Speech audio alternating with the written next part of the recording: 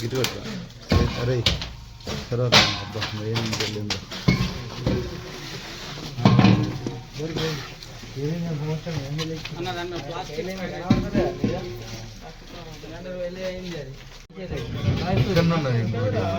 వాడలే దానికి ఏం కాలే వాడలే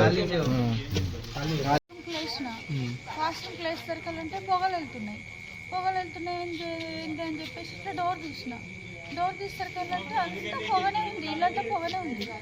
నేను బకెట్ తీసుకొని పోయి ఇంకా వాటర్ వెళ్తా అని